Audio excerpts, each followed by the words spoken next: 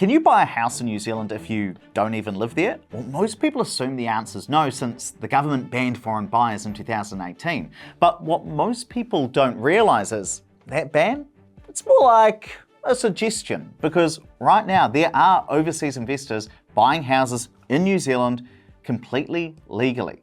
So in this episode, we'll start by breaking down exactly who can and who can't invest in New Zealand. And once you know the 5 exact steps to take if you want to do it, you'll know how to buy a house in New Zealand while you're sitting on your couch in London.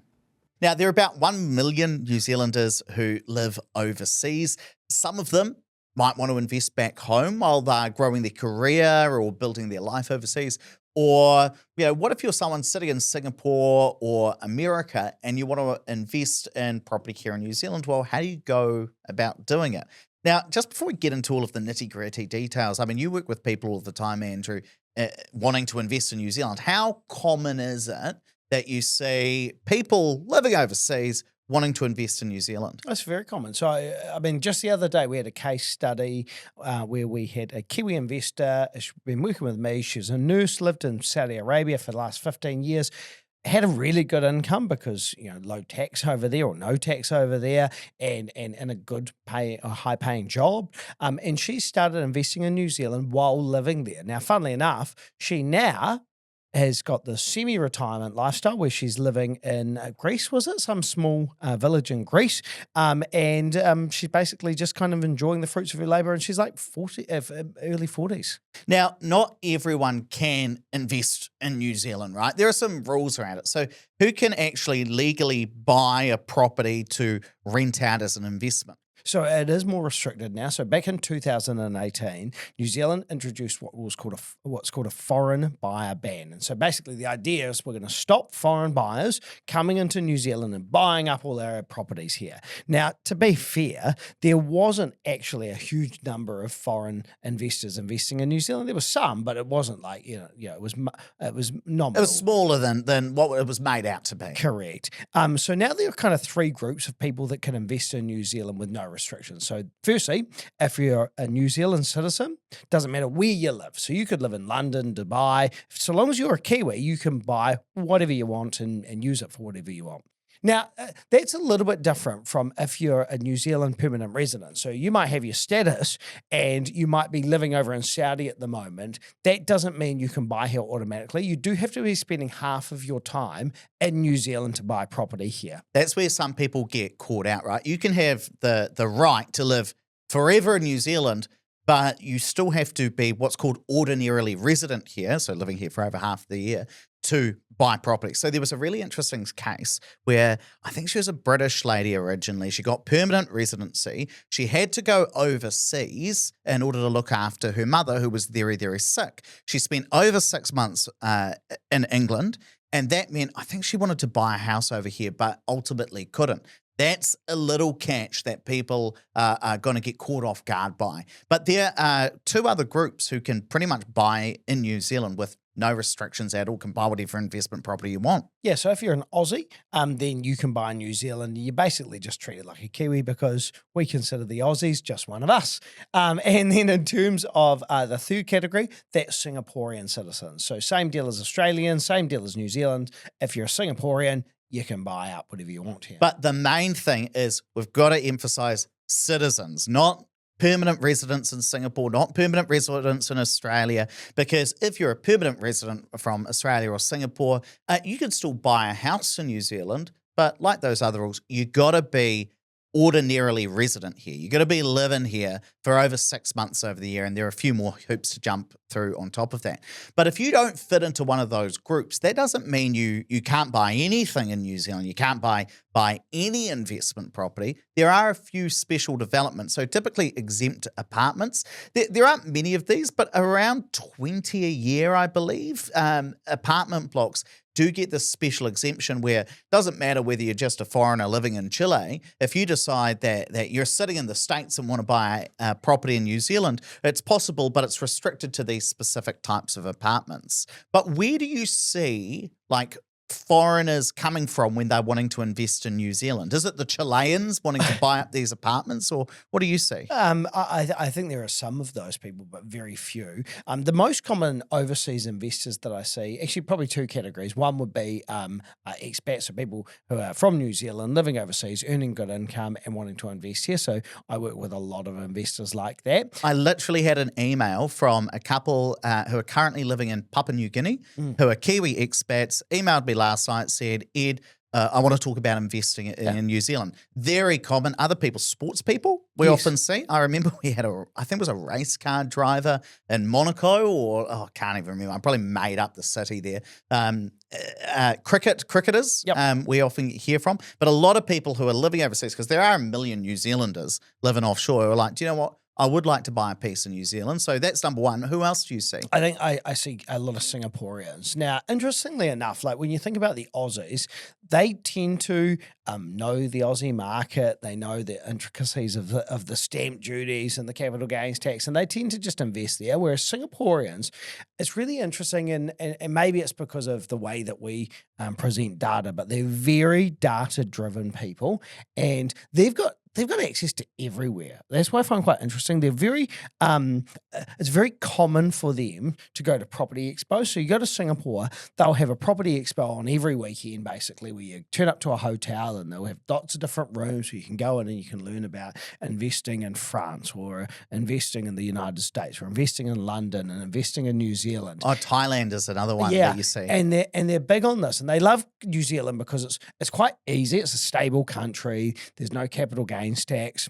No stamp duty. And they see us as stable from a political standpoint. So very often, if we're thinking about people who are born overseas, that live overseas, investing in New Zealand, definitely Singaporeans over Australians. Well, I suppose step one of what we're going through is to make sure that you can actually buy New Zealand. Like if we're thinking about a step-by-step guide, you're living overseas, how do you invest in New Zealand? Number one, figure out, can you actually do this? And there's a really handy tool online from the government where you can quickly click a few buttons, it'll tell you. But basically, if you're a Kiwi, an Australian, or Singaporean citizen, fill your boats. Now, step two, I think, is to build your team around you. And this is a little bit different if you were like living in New Zealand. If you're living in New Zealand, you might dive straight into the data. But if you're going to be doing this from overseas, potentially never even stepping foot in New Zealand to buy this property, you'd really want to have a team around you. These are going to be people on the ground who can go look at that investment property up and down and make sure it stacks up and make sure it actually exists.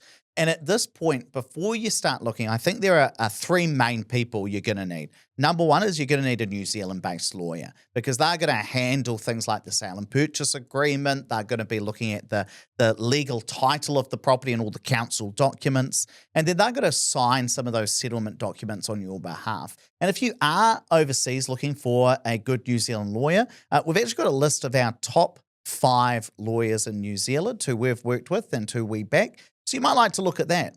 The second people you're going to need is a property investment advisor. Now, this is a financial advisor that helps you scope out the property, and someone who's not a real estate agent. And so this is what Opus Partners does, but we're not the only ones. But somebody who can look at the property you want to buy, potentially find you it, and also analyze the numbers. And then the third type of people you're going to need is a New Zealand-based mortgage advisor, because you're probably going to be raising the loan for this property in New Zealand, in which case you're going to be wanting a good mortgage advisor. And we've also got an article about our top 10 mortgage advisors, which we'll link down in the show notes. So if you are overseas, there's a bit of a list of potential people you could look at. So once you've got your team, what's your next step? What's step number 3? So step number 3 is a similar path to if you're just investing in New Zealand, which is deciding what you're going to invest in and where you're going to invest. So do you want a growth property, something that's going to go up quickly, or do you want a yield property? Do you want really good income from that? And then that probably lends itself to, okay, do I want apartments or standalone properties? Am I going to invest in Auckland, or am I going to invest in Invercargill? So if you're an overseas investor, how do you actually go about doing that? So if you're doing it yourself, maybe read some articles. Like we've got plenty of articles to kind of figure out where you're at. But if you want a general rule of thumb, if you're looking for capital growth now because you're wanting to build your wealth, you want to buy a growth property and you want to buy in an undervalued region, which might be Auckland right now or Christchurch right now, and it's going to be a house or a townhouse. If on the other hand, you got heaps of cash, you're not wanting a mortgage and you want income now to supplement your income overseas, you want a yield property. And then the area might be less important. It's about how much money you can get out of this property on a weekly basis, and it's probably going to be an apartment. One of the best tools I think we ever released is Area Analyzer, where you're able to jump in, get all of the data that we think is really important as a property investor. And one thing I'll highlight that we've just updated are our region scores. So Andrew and I rank every single region and every single council area on a scale from bad to good, where you can kind of see, well, which areas are we a fan of at the moment, and how does the yield or the house price stack up, and what about the property cycle?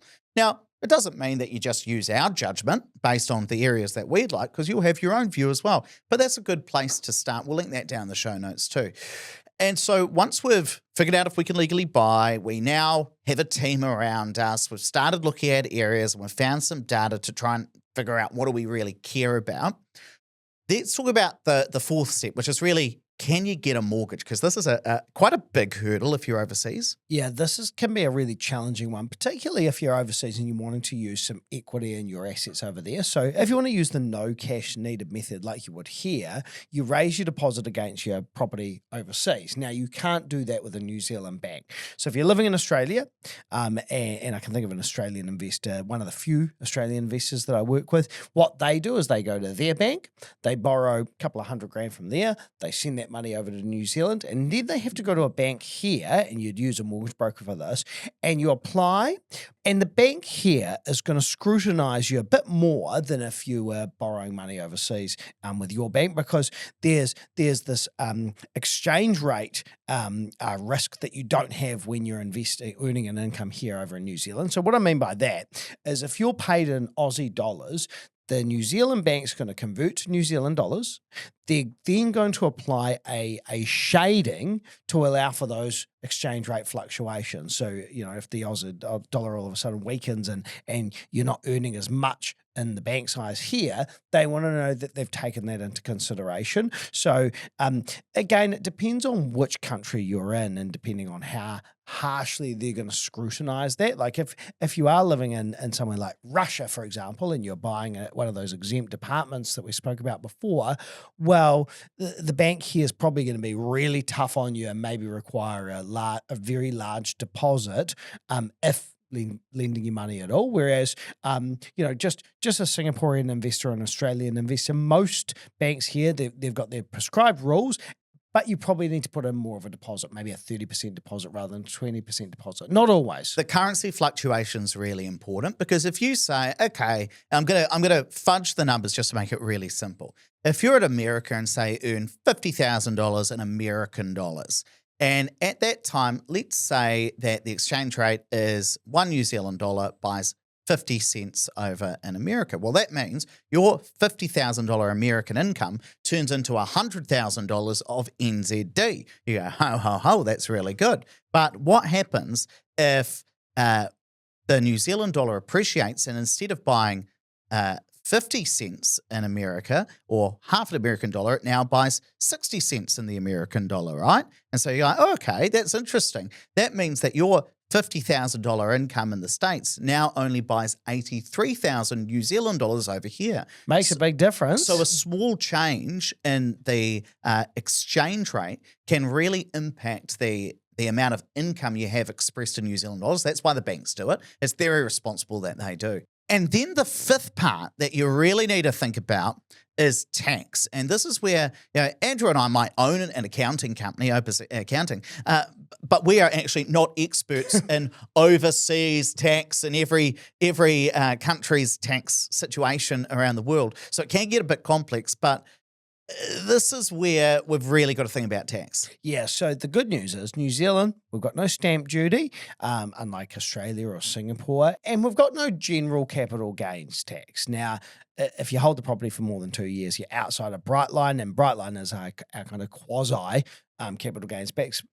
But, we don't have a capital gains tax per se. Now, the challenge is sometimes, whilst we might not have these taxes, you might still fall under the jurisdiction of your region. Now, I'll give you an example. I'm working with an American investor right now, and he's being taxed for his American investment, but also having some tax implications here. Now, to be honest, I don't have my head around the whole ins and outs and what he might be able to get back as far as rebates here or offsets here. But what I do know is at the moment, he's paying significantly more tax than if he just lived in one area and invested in that area. So you have to really get some specialist advice around this. I'll give you a good example. Beast Games is on at the moment. Do you watch Beast Games? What's that? Oh my God. Do you know who Mr. Beast is? Number one YouTuber in the world. I know who that is. Anyway, Beast Games is on. $5 million. Is it the Olympics or something for eating it's his a chocolate? show. It's got good chocolate. But this, it's average chocolate. But this is his show that he does, reality TV show. Big prize is $5 million. Now, they've been advertising for contestants. Are you going to enter it? No, because I did my research and I found out that even if they record it in Canada, because it's an American company, if you win $5 million, you first get taxed in America, even though I'm a New Zealand tax resident. This is according to AI. I use this. So this is what AI tells me, right? So it could be wrong. There might be an accountant there. But this is to the best of my knowledge what I think it is. I get taxed about 37% in America. Okay, so you lop off almost not quite. You lop off about a third to begin with. Yeah. But then, because our tax rate is 39% in New Zealand, and that extra 2% gets taxed over here. So I don't have to pay 39% on what's left over, but the marginal difference. And so I have heard of some property investors who make a capital gain in New Zealand, but because they are a tax resident overseas, that gain could still be taxed wherever you happen to live, right? The other thing that really catches people off guard is hang on, let me get this straight. Because of the fact that you were going to have to pay a couple of $1 million in tax on your winnings after winning Beast Games, you're not going to enter. No, you enter Lotto. Lotto is not taxable in New Zealand. Did you know that? So the rule in New Zealand is if it's a luck-based game, no tax. If it's a skill-based game like Beast Games, pay tax. I didn't know that. Yeah, that is actually really interesting. Yeah, see? I am surprised. I've taught you something. Well, the other thing that really catches people off guard is not just this wonderful story about Beast Games, but also if you are an offshore person, you still might be taxed by the IRD. Now, remember, we don't have a capital gains tax in New Zealand, but what the IRD is worried about is what if you live overseas, you pull your money out, you've made a capital gain, you actually were meant to pay bright line test or tax under the bright line test, and then you don't. What happens then? So what they do is they withhold a portion of your money. They withhold either a third of your gains or 10% of the purchase price, whichever one is lower, and they tax you it effectively, and the IRD takes it off you.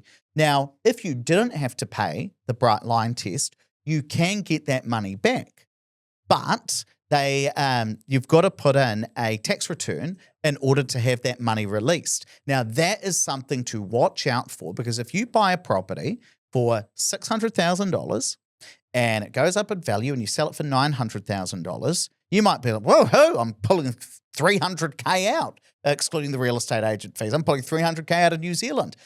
But then the IRD says, no. We're going to keep $90,000 of that just in case you do have to pay any tax, and then you've got to apply to get it out. That's something very important that a lot of people will miss. And I think because this is going to depend on so many things, where you come from, how your income's paid, who it's paid from, where your tax domicile is, you need to get specialist advice. Don't listen to this and say, well, Andrew and Ed said I didn't have to pay tax. If you're an overseas investor or investing in New Zealand, but you're from overseas originally, you need to get some advice on this. And look, if you are overseas and you're considering investing in New Zealand property, you do need people on the ground who can help you with this. Now, Opus, our company, is one example of somebody who can help. And if you are interested in investing in New Zealand property, your first step is to create a wealth plan. Now, it's free to do this. All you do is you jump on our website, click book your free session, pick a time with your advisor, and we'll take it from there. We'll drop a link down in the show notes. But I suppose the main thing to take away is investing in New Zealand from overseas is very possible.